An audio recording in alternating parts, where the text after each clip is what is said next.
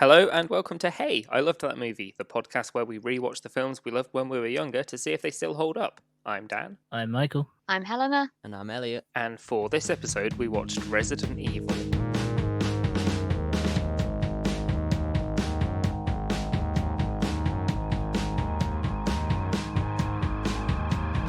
So to start off with, what connection do you guys have to this movie? Like, I watched it a lot as a kid. I think I'd literally only watched it the one time, but Resident Evil as a franchise is one of my absolute favorites. So, and I had a few stark memories of this movie that I'll get into shortly that I've held through my entire life.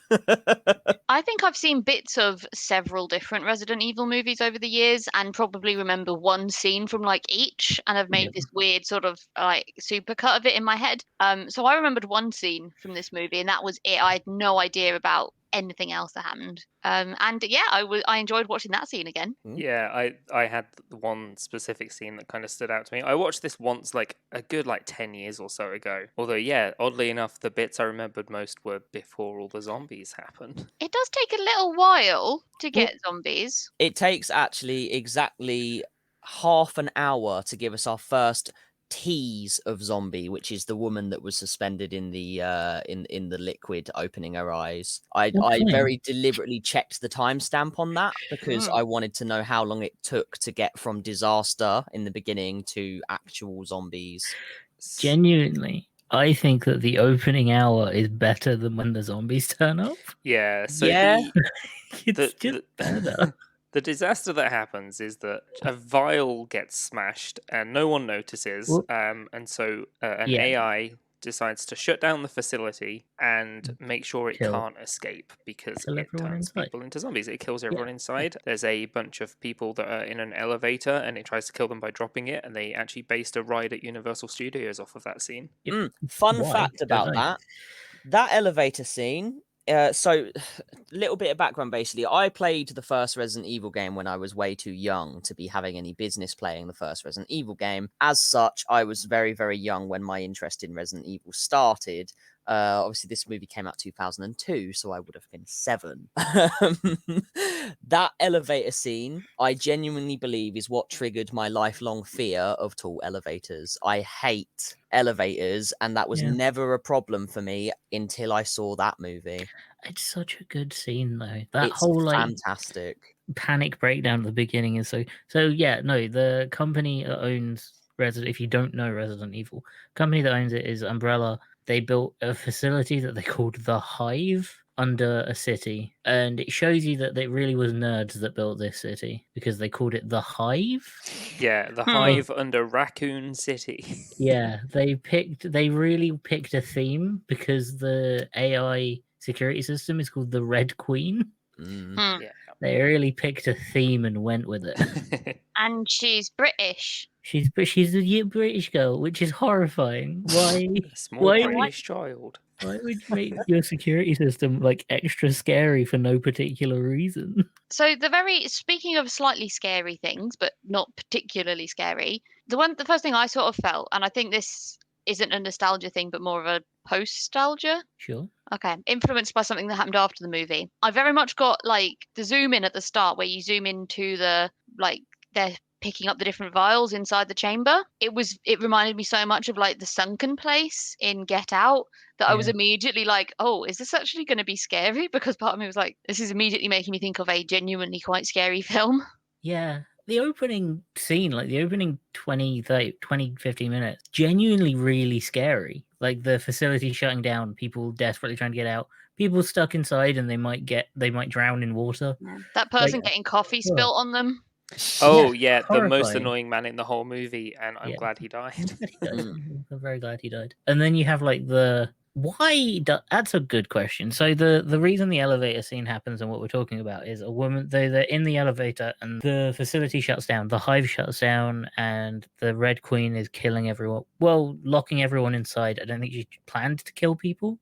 There was no intent to murder. It was more don't let the virus out. So why?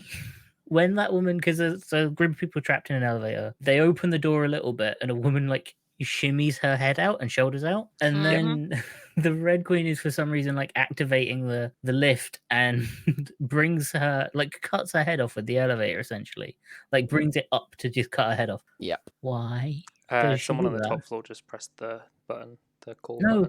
button. No, yeah, one it's the that- Red on the Queen. top floor. What, she hasn't been like maliciously trying to kill anyone else. Did that woman annoy the AI? I don't. Yeah, the AI does sort of get that lady aside. Sort of gets gradually more and more malicious. It's more. It's like it starts off as like you're a victim of circumstance, but then there's like obviously the slicey choppy scenes, and like they're actively working against the AI, and I think it does escalate, but it starts pretty. I feel like it's when if anyone ever gets too close to actually getting out, or to becomes basically when someone becomes too much of a risk that she has to resort to killing them, she will if she can. There's also I don't know how, because she was seeing everything through cameras, and I noticed like something that I thought was strange is that we got like a visual indicator almost of when she was specifically looking through a certain camera. So it was like, okay, so this AI isn't ever present. She still kind of has to jump from camera to camera. Well, so there is like a shot from the camera at certain times. There's a lot of overlays for an AI. Yeah. There's a lot of like, here's their heartbeat. Here's an AI doesn't need that. Yeah. But when you consider this as a Resident Evil tie-in, so something that I noticed, especially going back to it having played even more of the games than I have back then, there was actually, as a franchise tie-in, it actually is fantastic. I don't know what happened. I know after this first movie, they went really off the rails with it and took it in a different direction. But this particular, just the first movie, ties in with the Resident Evil video game universe almost flawlessly. I think they just wanted it to be a good action franchise. Yeah. Like, and a good, because at the time there wasn't another action horror franchise, and I think them linking it too closely to the films would have limited its audience quite a lot. Because the first ones were actually quite good. They're quite fun, stupid action horror. Yeah, like one thing I noticed with it being a video game movie is the first, say, half hour or so did feel like it had a lot of like video game stuff. So when it's sort of like showing where they are on the level and stuff like that, and like at the beginning when she's going through the she wakes up after she slipped and fell into her unnecessary nude shot, and she's like going through the tutorial. It's like press X to open the drawers. There were a lot of call-ins so the very first piece of imagery, at least in terms of my memory of the franchise, the first thing that it shows you that is directly like, oh, that's Resident Evil, is actually the dog in the cage. Very early on, because that is very specifically the breed of dog that is in all the Resident Evil games. It's a Doberman. Yes.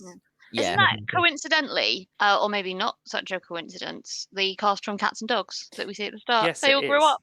They're exactly the same dogs, except there was one that you didn't see, which is Little Beagle in the cage.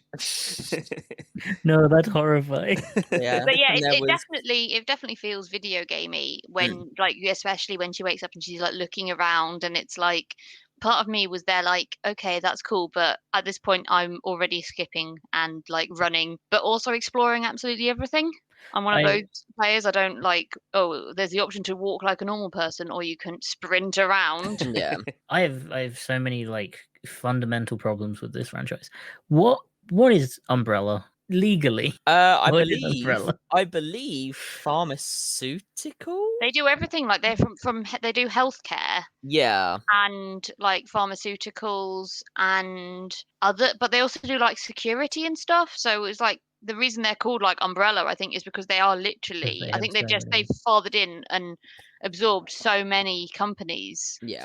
That they are just a mega core that covers everything. Is it implied that the government know about the weapons, the like T-virus and the viral weapons? No, I think it's it's very market, much right. Yeah, So I'm pretty sure they try to sell them to like private militaries and stuff. There's no. How did a company like Umbrella? I assume a government has to give clearance on building a city-size money.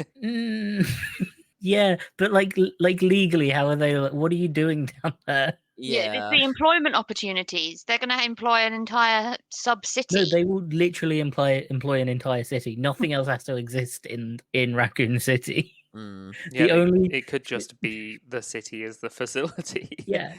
Maybe they got like planning permission for, I don't know, like Just to under that redo to redo the basement, and then they're like, oh yeah, it's just been delayed a bit. I was like, why have you got those massive drills? Oh, it's an old building. We've got to be careful. The drain system down there. Yeah. How long does that take? If they are like sneakily doing it. Hey, how come in the city there's an earthquake like every 10 minutes? See, the thing is that facility was almost a direct pull from Resident Evil 2 as well. So that was one of the first things I noticed, is that this film is accessible for people that have never absorbed any Resident Evil before in their life. However, if you go into it having played at least the first 2 games, the first 3 basically are what's included in this, because I don't think 4 was out until after.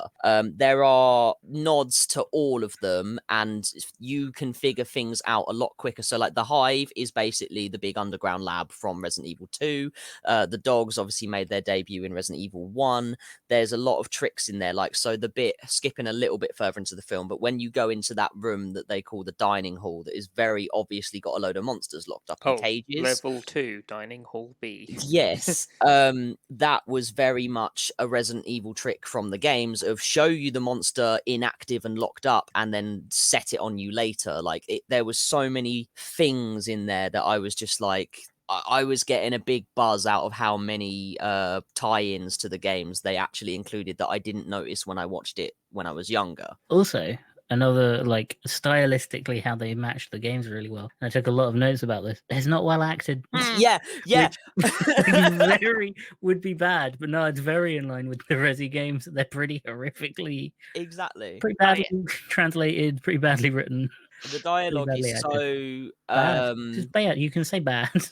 Well, it's like, it's straight to the point in a way that is just like, this is not how people talk. This is not how people actually talk. It's so wooden that they look like video game characters. You could really skip pretty much all the dialogue in this film, as if you were playing speed running a video game, and you'd still be able to make sense of what was going on. Absolutely. Even without the massive exposition cutscene, you can just get rid of that. It's fine. Yeah, the cutscenes in this film were great. The dialogue.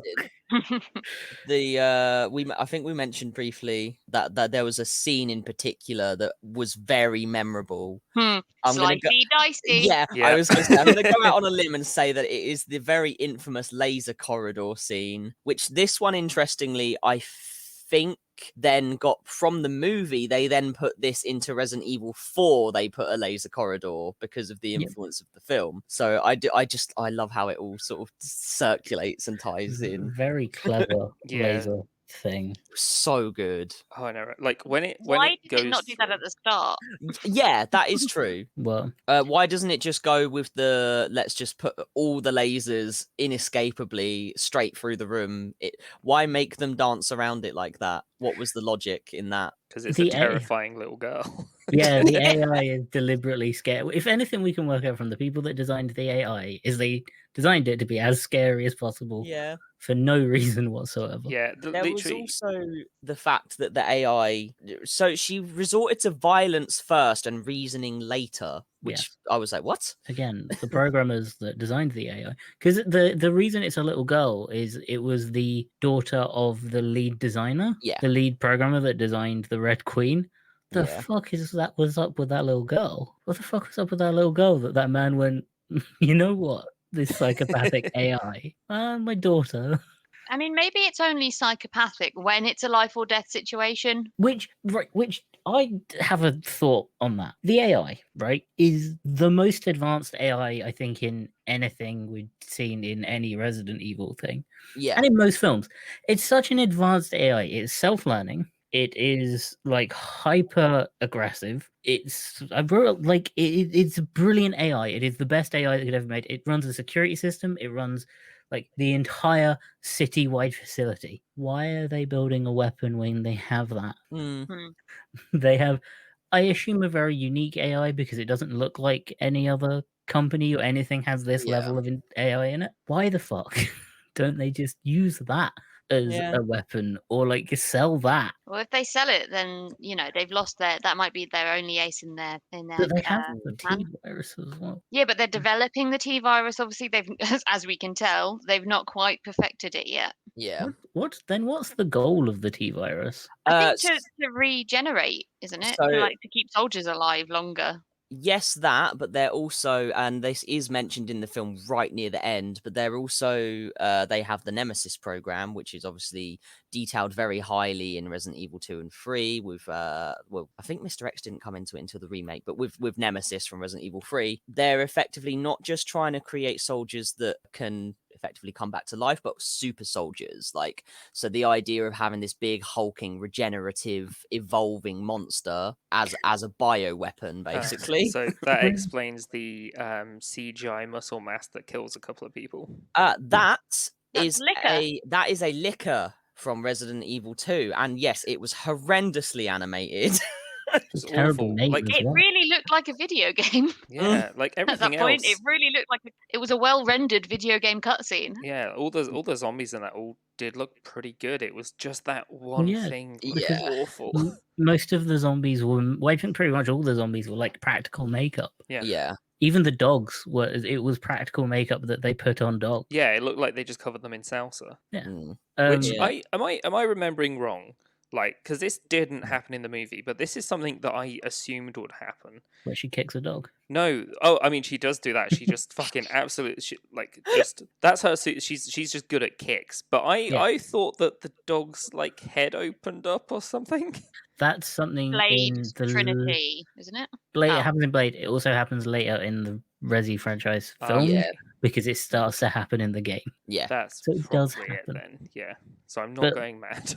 And I That- don't- So the whole splitting open of zombie heads and dog heads and stuff, that doesn't happen until Resident Evil 4 when it turns from virus to parasite, and Yeah. a parasite host has the body, and therefore they start mutating in different ways. That's a Yeah.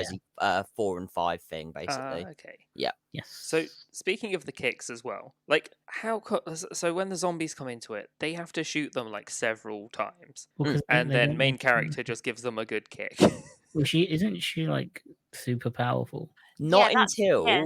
Oh. I don't know. Not until the very end of this film when they've got her all hooked up to the. I think that is Oh, the yeah. event that made her super powerful. Yeah, but she Okay, was then. still like a really good fighter, wasn't Oh, she? yeah, She was yeah. still like a special ops. She was Yeah, trained, she was. Yeah. but she didn't. I believe she doesn't I actually guess- gain her powers that she gets in the future movies until the end of this movie. That's why she's all I hooked mean- up to all of that stuff. I mean, like when you think about it, the zombies are like decaying human bodies. At no point does anyone else try and punch the zombies. Maybe they're really, really like their bones are super brittle, Squishy. so no one else tried to just kick the zombies. Yeah. They I all also, tried to I shoot also them. like the bash at caving the head in with what looked like some sort of desk toy or trophy or something. Yes. Yeah. So they're resistant to piercing damage, but they're vulnerable to bludgeoning damage. Yes. Yes. There was that moment that I wondered how did one. So the bit where the first zombie that actually attacks that then escaped 5 of them. Yep. 5 of them Yeah, did no, it not just walked notice. away. Yeah, like Well, number one, that meant that the zombie had to actively try and hide, yeah, which like is not zombies something. are not that's not something they're capable of doing. Maybe that was like a nonsensical throw to how zombies in those games kind of just vanish into the ground. That sometimes. is true. Maybe that Oh was my kind of God. a throw to that. But it did appear like the zombie was intentionally trying to escape, which is not something any zombie does in anything. No, it would have just gone straight back at them. Maybe if it maybe if they actively showed it bubbling and boiling into the ground. But no, I like that zombie has a survival instinct. My absolute favorite throwback to the games out of the whole movie was the dog smashing through the window, just Yeah. like in the first game when you're in that corridor. That scene made me intensely happy. Yes, that whole dogfight scene was maybe the best like choreographed scene. Yeah. They put a lot of effort into that scene and then kind of just forgot about the rest of the film. So what holds up then, as well as that scene and Slicey Dicey? I think it was bad when we watched it when we were younger, and it's bad now. Oh, okay. I don't think I watched it when I was younger and I was like, this is a great movie. No, I was well aware that it was awful. It makes no sense. One of my favorite lines in it that I remembered very clearly was at one point someone says, they can't bury us alive down here. Yes, they can. That's the point. Yeah, they did That's that to an the entire. point. They can't bury us alive down here. What makes you think that? For me, the movie was kind of like dumb fun in the same way that Yeah. Resident Evil is dumb fun, and Yeah. I wouldn't be able to call it bad so much as just cheesy. Yeah, like, it's very. I mean, half the time I couldn't tell if I was like in a rave or watching a movie because like Oh, the music threw me off so music- much. It's the like weird. weird like strobe rapid cuts, like they'll just suddenly have loads of different shots of something. They couldn't Um, decide on what kind of musical theme they actually wanted to go with for this movie, in the same way that I felt like they couldn't at first, until like they tried to sort of start setting it up as if it was going to be a horror, then dropped it straight into action. Which is fair because that's what the Resi games kind of do. Oh yeah, Resi games absolutely. take like a sharp turn into. But then the music didn't keep up with that. no, So I didn't. No, the Yeah. horror bits were really weird as well because like there were literally like 4 or 5 jump scares where the jump scare was that another person was just next to them. Yep. Like there was more jump scares of that than the zombies. While we're on the the soundtrack discussion, one of the songs is literally called Fist Fuck. Yeah, that Oh. was by Trent Reznor by the looks of it. Yeah, I noticed that in the credits. Yeah. I also noticed that they just played a Slipknot song in the credits, like I straight mean, up. this was license. also the 2000s. Like Yeah. you could put whatever soundtrack. As we've learned at this point with Underworld and Wanted and Jumper, you could kind of throw at that point. You could kind of throw and license any song and put it over the top, and Mm. you wouldn't care or notice. I think one of my favorite scenes is when they're under in the tunnels. Mm. I really liked that because it felt tense. Yes. It was So- like a bit campy, but it felt tense. Yeah, I had the two biggest issues that I had with this whole movie was partially, so they went down into like the tunnels or what that seemed like effectively the sewage system of the facility. Yeah, I think it was Um, meant to be like a cooling system. Yeah, why were there so many zombies specifically down there? Noise. There was maybe it just didn't make sense to me that there would be that many in that specific part of the facility, especially given, again, going based on the Resident Evil games, is that when you enter the sewers, that is typically the one part where there's not really any zombies around, because why would there be? But there's usually some sort of weird monster. Well, I don't know how many people work in that facility, because if it is like city sized, Mm, a city's worth of people have to exist in it. yeah. So I yeah, thought maybe it was the AI sort of herding them. Possibly. yeah. Like she could tell that they were going to go down into the sewers where she didn't have things like, why didn't she just turn the oxygen off? But whatever. I don't think she can. I suppose, yeah. Why would you write that into? Yeah. Deliberately creepy, horrifying AI. Why would you do that? Let's give it the ultimate power.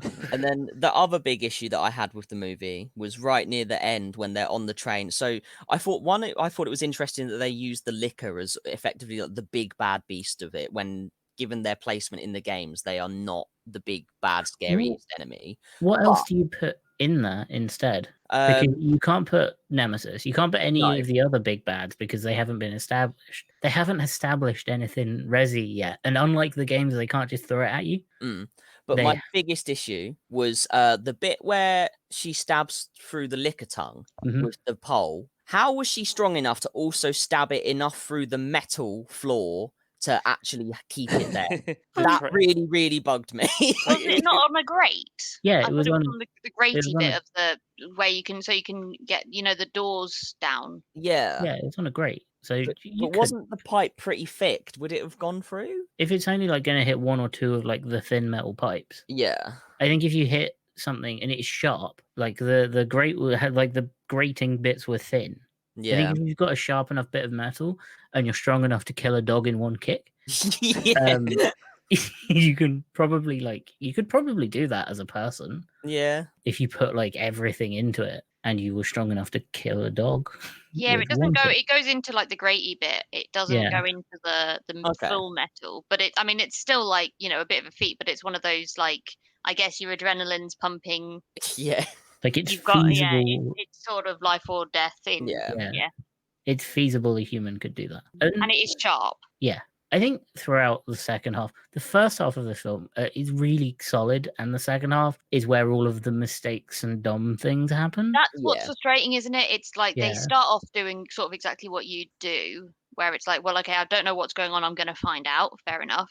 Yeah. Something's fishy. I'm going to explore. And- Okay, we've got a job to do. Like that's fine. But then they start making bad decisions. Yeah, like, oh, if you're bitten, you will turn into a zombie. Okay, let's just keep bringing this girl who's been bitten several times with us. I'm sure that'll end well. Let's bring her into the enclosed train. Well, I think that was like the weirdest part of that was so her being on the train is okay because they know that there's an antivirus there. The weird bit for me with her is that she gets bit. They don't know that if you're bit, you turn into a zombie. So it's fine that she's with them then.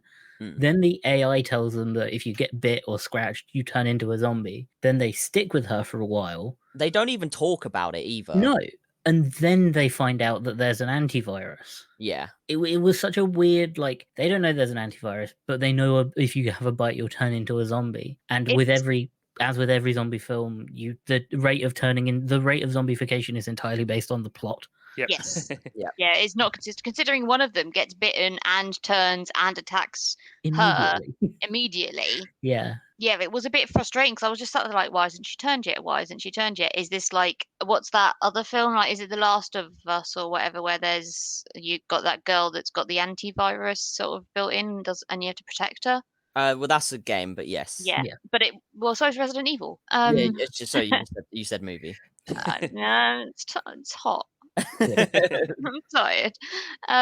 So that Last of Us game, I thought it was going to go down something like for a while I was worried that it was going to go down that route where it was like, oh, they have to. But then I was thinking if I was one of those sort of military types and I found out I was going to become a zombie and potentially hurt all the people around me, surely you'd just do the honourable thing and put a bullet in your brain. Which is what she says. To be fair, she does, when the AI is literally saying kill her and I'll open the door, she literally offers herself up and just says do it. And instead they kill the monitor, which is the traditional movie way of destroying a computer. Well, no, because the person that saves them, he said he pressed the button and fried the machine. Yeah. So he destroyed the Red Queen because they had a failsafe button, didn't they? Yes, they did. Yeah, because he managed to survive the insane horde of zombies with with his one one bullet. Yeah.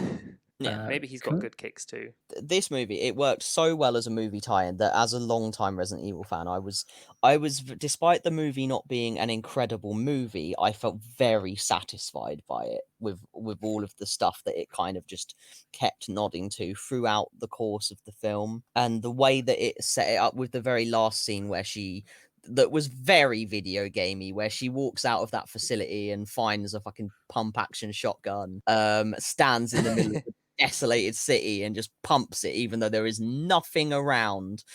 It was very that was very much, this is a video game awaiting its obvious sequel. I did enjoy that.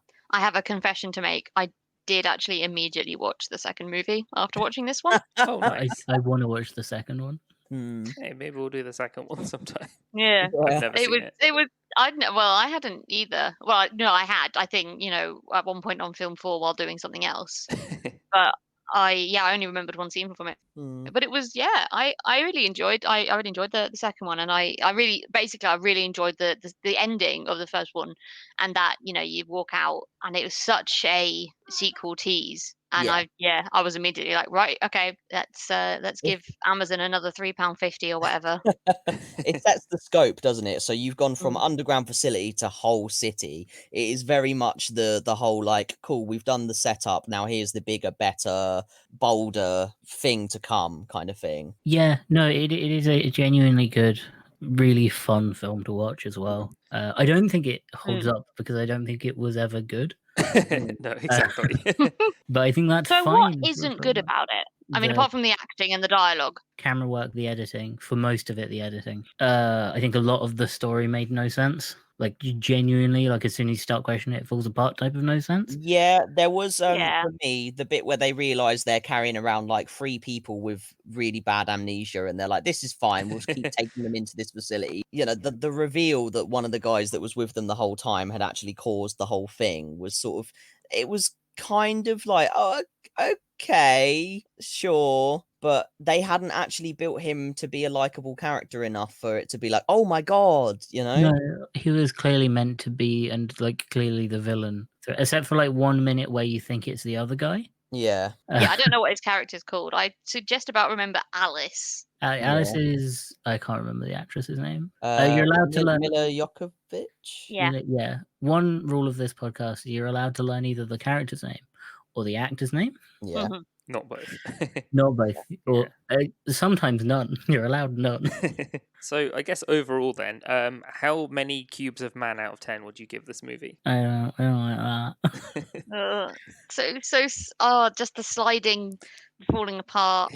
When his eye Ugh. droops out is probably the Oh. worst bit.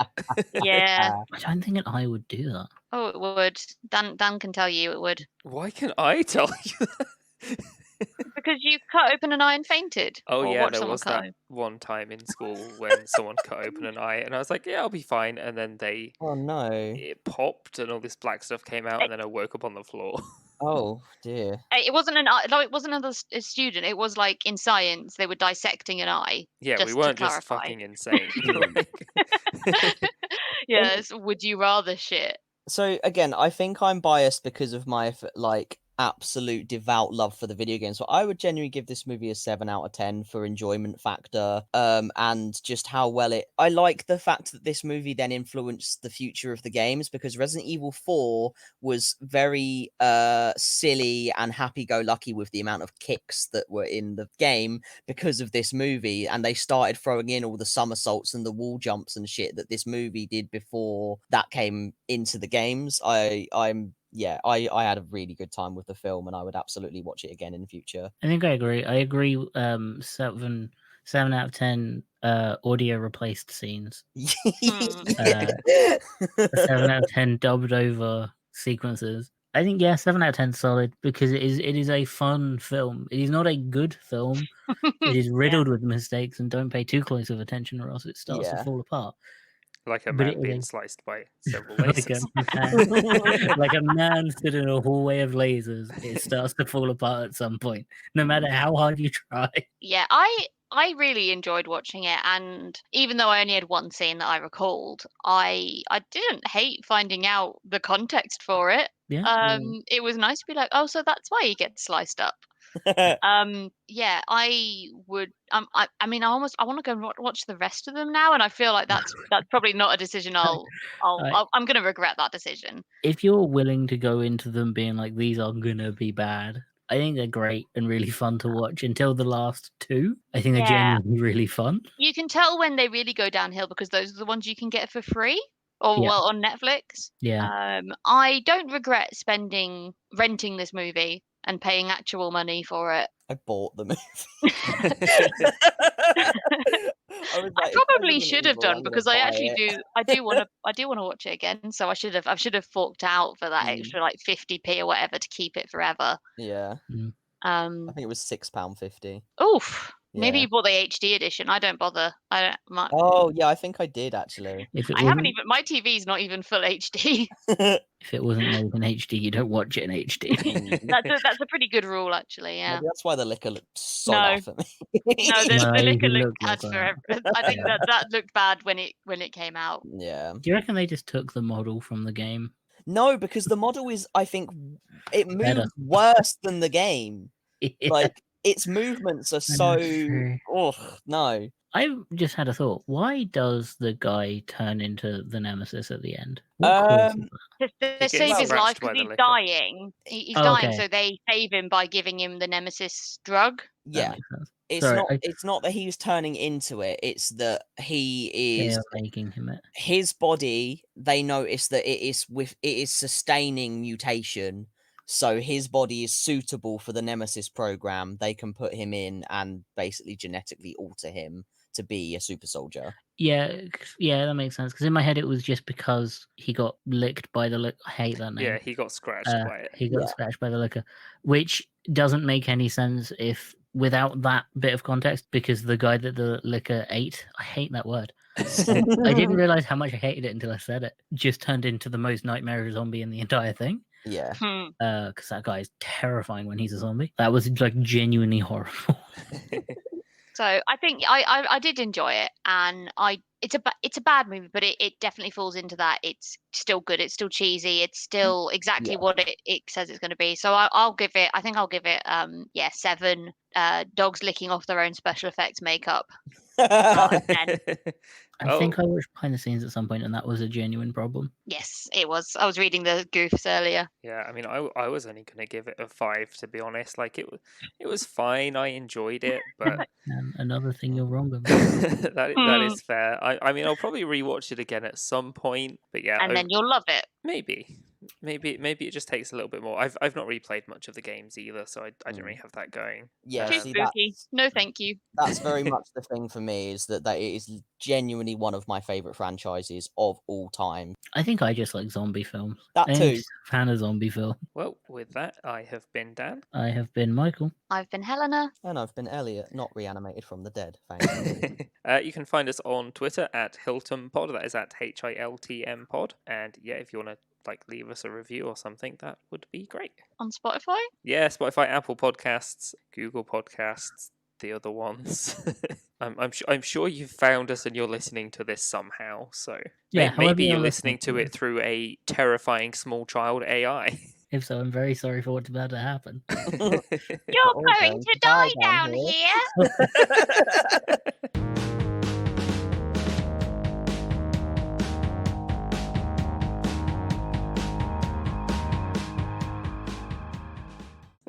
Like loopy and high energy. Oh no. Dehydrated and high energy is a weird mix. So let's go. Right. 1 second. I'll just have some water then I'm ready. Oh. You fucking tease.